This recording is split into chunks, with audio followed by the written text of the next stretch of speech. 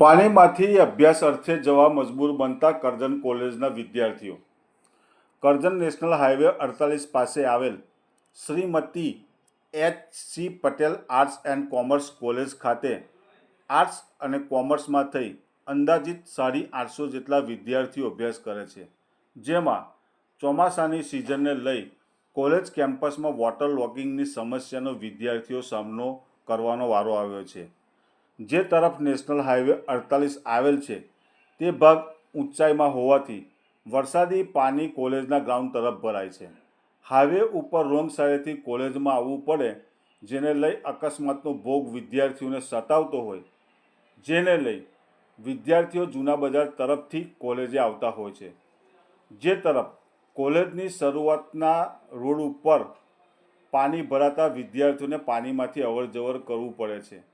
દેશનું ભવિષ્ય કહેવાતા વિદ્યાર્થીઓ પાણીમાંથી જઈ અને અભ્યાસ કરવા મજબૂર બની રહ્યા છે.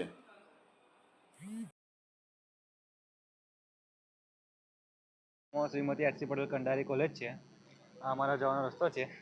બધું પાણી ભરાઈ ગયું છે. જવાનો એક જ રસ્તો છે. આ બાજુ પાણી બધું ભરાઈ ગયું છે. આવવાનો એક જ રસ્તો છે. અમે કોલેજમાં રજા હતી એટલે બધું બંધ હતું, પણ હવે ચાલુ થયું છે કોલેજ. પણ હજુ આમ પાણી હજુ ભરેલું છે. તો તંત્રને વિનંતી છે કે કંઈ કરે. ચોમાસાની સિઝનમાં પાણી ભરાતી વખતે શું અભ્યાસ પર તમને અસર પડે છે? અભ્યાસ પર અસર પડે છે, કેમ કે હવે આગલા મહિનામાં કદાચ 2 મહિનામાં એક્ઝામ આવવાની છે, એટલે અભ્યાસમાં અસર પડે છે. શું નામ છે? પરમાર જયવીર. વરસાદી પાણી કોલેજના કમ્પાઉન્ડમાં ભરાતા હોવાથી વિદ્યાર્થીઓને ના છૂટકે પાણીમાં રહી પસાર થઈ અને અભ્યાસ અર્થે આવવું પડે છે. પાણીનો યોગ્ય કોઈ નિકાલ ન હોવાથી કોલેજ સંચાલકો પણ મૂંઝવણમાં મુકાયા છે. જેને લઈ ચોમાસામાં વધુ વરસાદ વરસે તો વિદ્યાર્થીઓ ક્યાંથી કોલેજમાં જાય એક પ્રશ્ન છે. કોલેજમાં જવાના રસ્તા ઉપર પાણી ભરાય તો વિદ્યાર્થીઓ કોલેજ જઈ શકતા નથી, જેને લઈ અભ્યાસ બગડતો હોય છે. તંત્ર વહેલી તકે આ દેશના કહેવાતા ભવિષ્યની વહારે આવે અને કોલેજમાં સર્જાતા વોટર લોગિંગની સમસ્યાનો નિકાલ કરે એમ વિદ્યાર્થીઓ ઈચ્છી રહ્યા છે.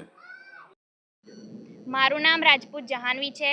હું સેમ 3માં અભ્યાસ કરું છું અને કોલિયાદ ગામથી આવું છું.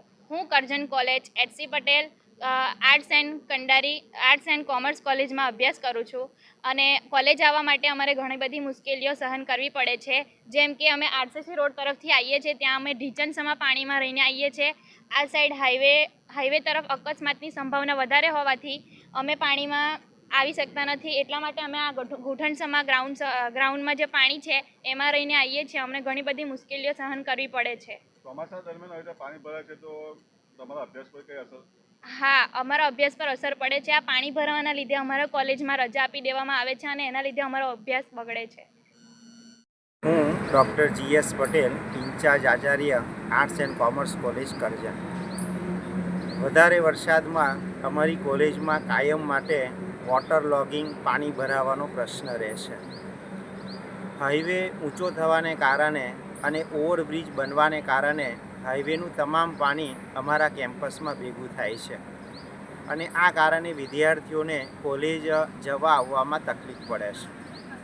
હાઈવે ઉપરથી રોંગ સાઈડ ઉપરથી આવવું પડતું હોવાથી વિદ્યાર્થીઓને સૂચના આપેલી છે કે વલીનગરીવાળા જૂના રસ્તા ઉપરથી આવે, પણ વિદ્યાર્થી જ્યારે કેમ્પસમાં આવે છે ત્યારે વિદ્યાર્થીઓને પાણીમાંથી જવું આવવું પડે છે અને આ વિદ્યાર્થીઓનો એક મુખ્ય પ્રશ્ન છે. રેલવે બાજુ જે ગરનાળા હતા એમાંથી પાણીનો કોઈ અત્યારે નિકાલ થતો નથી અને એને કારણે આ વોટર લોગિંગનો પ્રશ્ન ઉદ્ભવે છે. આ પાણીનો નિકાલ પ્રશાસન દ્વારા થાય એવી અમારી વિનંતી છે.